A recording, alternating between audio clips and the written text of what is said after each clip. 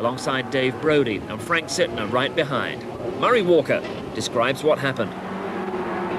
For the 8th time in 12 races, Rob Gravitt has put his white Trackstar Ford Sierra on the left into pole position, with Tim Harvey alongside him on the right.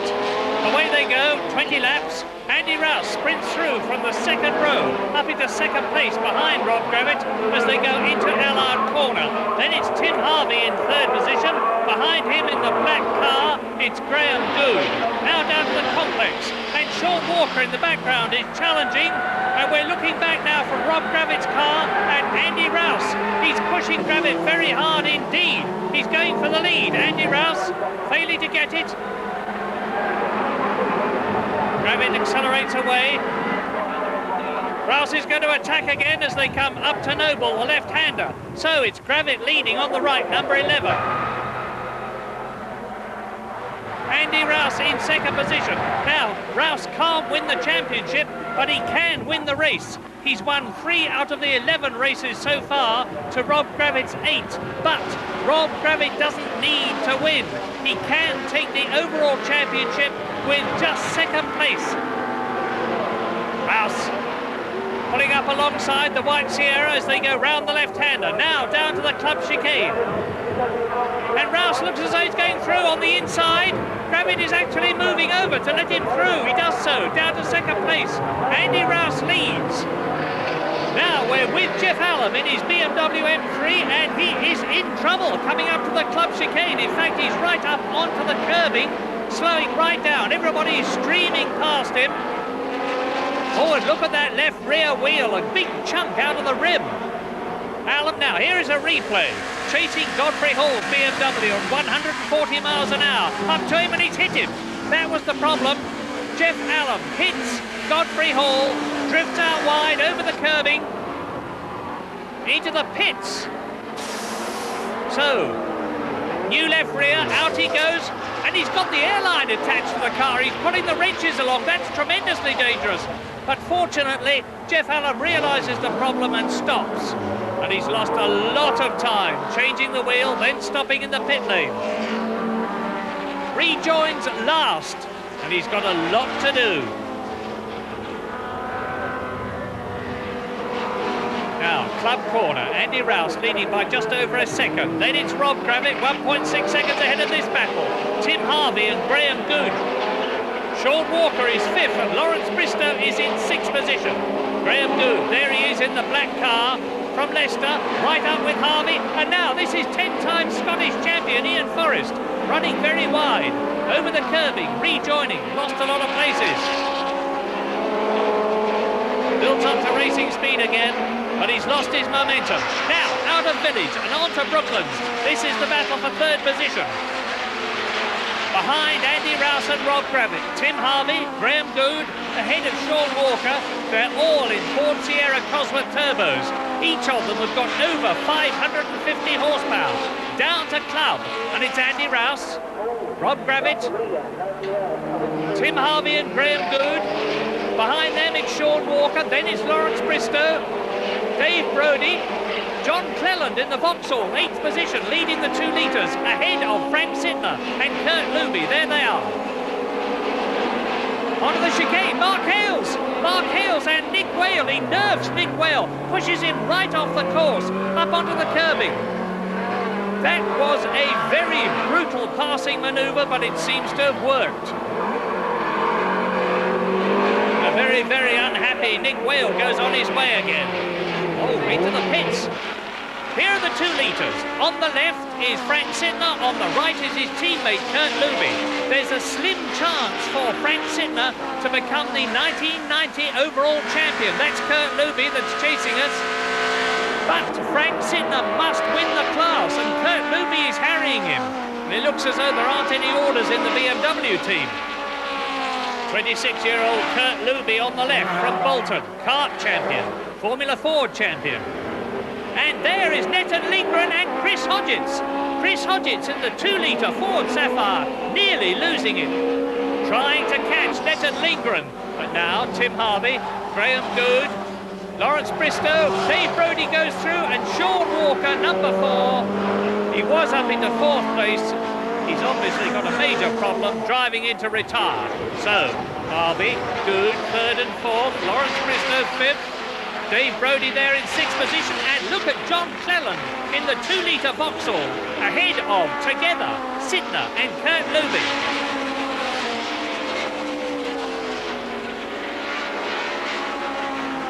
BMW's going at it really hard. Now we're with Frank Sittner making some sort of a signal to Kurt Luby. Perhaps it is keep back, Kurt. I can win the championship if only I can get ahead of John Cleland. Round the club chicane. There's that signal again.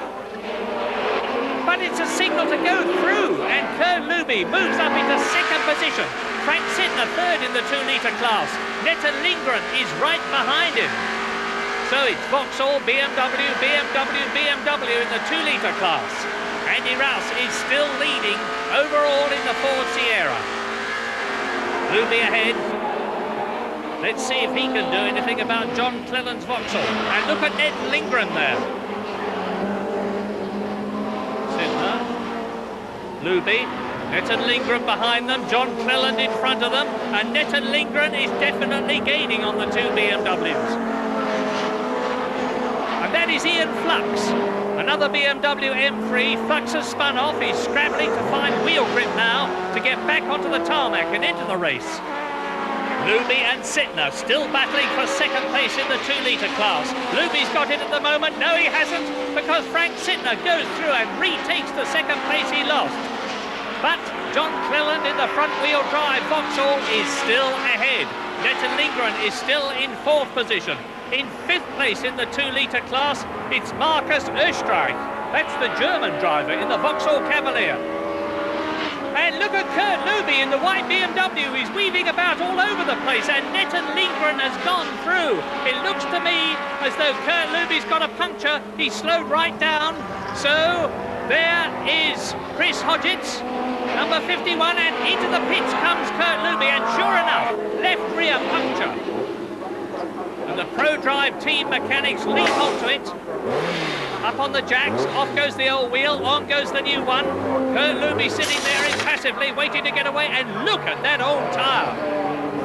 Kurt Luby goes out, 14.1 seconds. He came in 8th, he's gone out 17th. And Dave Brodie is touring.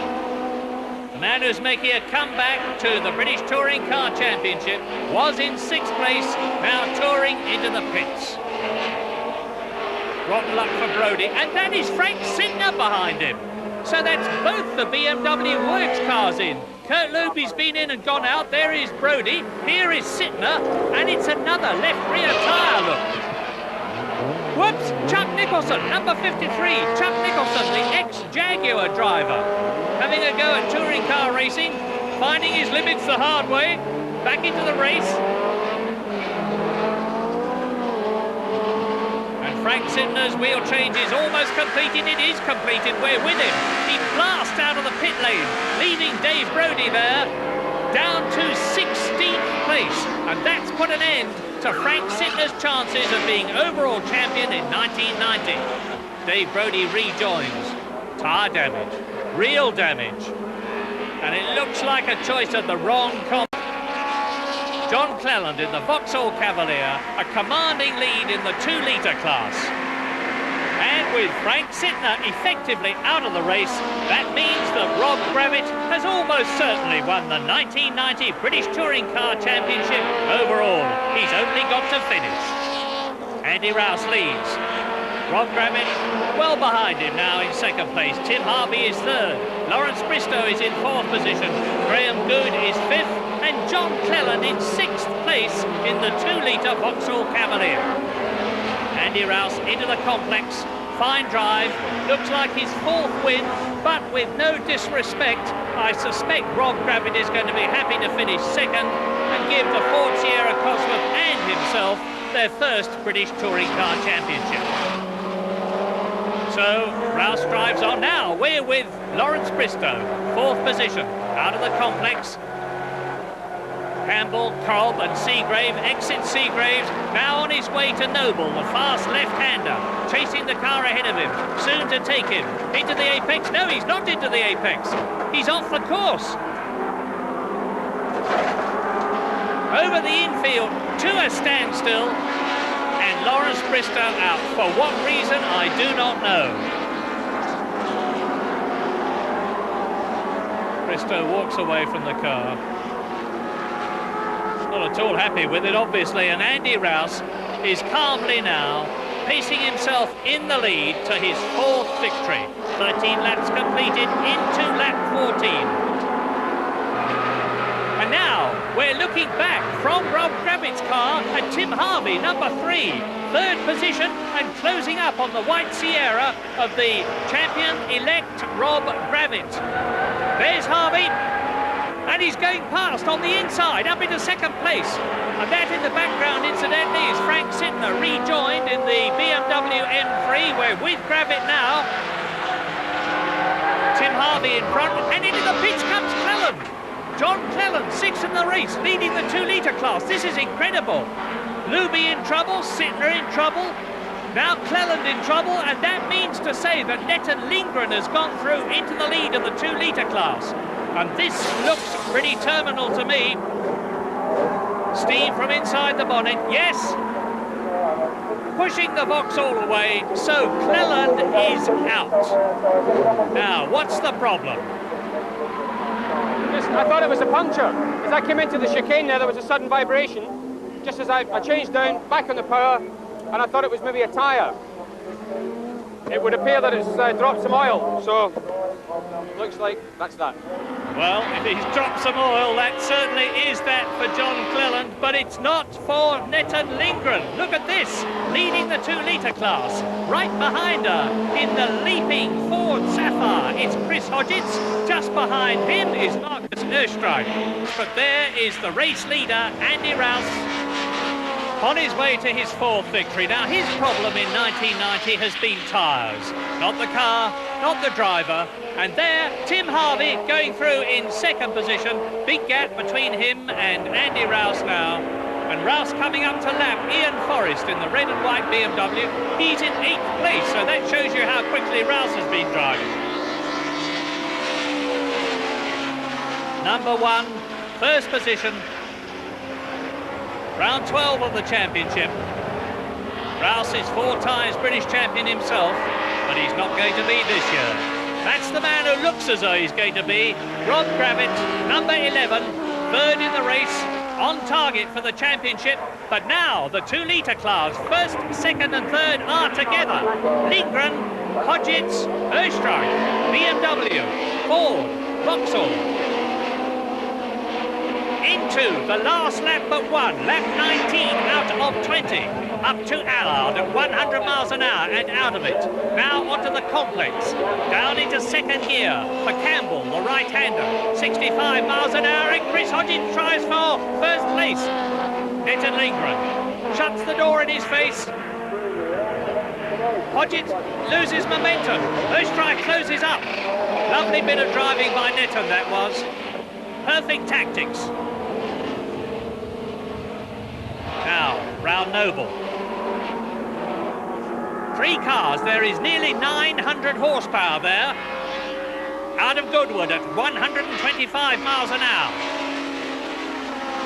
Then Church. Here it is, that's the corner where there used to be a very nasty bump. That's been mostly ironed out. Onto Brooklands. Still, the men, Hodgetts and Erstreich, can do nothing about the gallant Swedish housewife in front of them. But my goodness, they're trying. You'll notice that Netton Lindgren is sitting on the left-hand side of the car. Hodgetts and Erstreich on the right, into the last lap. Terrific pressure on Netton Lindgren now, up round Allard for the last time.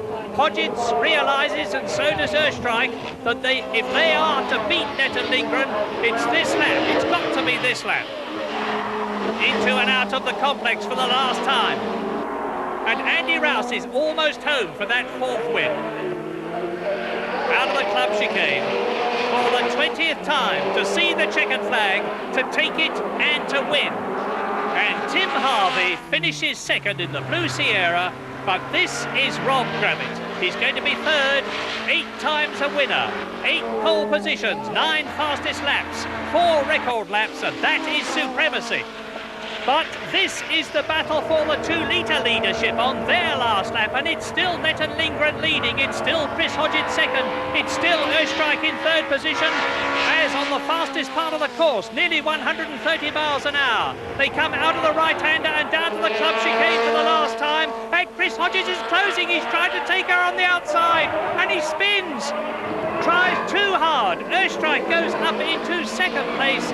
Chris Hodgetts rejoins. Well, it was a good try, but it didn't succeed. Netton Lindgren wins the class. Marcus Österreich is second, and Chris Hodgetts comes in third. But what a wonderful drive by the Swedish woman, Netton Lindgren. Netton Lindgren coming good late in the season, too late to challenge the overall champion Rob Gravitt, who at last gave Ford the success previously denied by the vagaries of the championship scoring. Frank Sittner for BMW, 30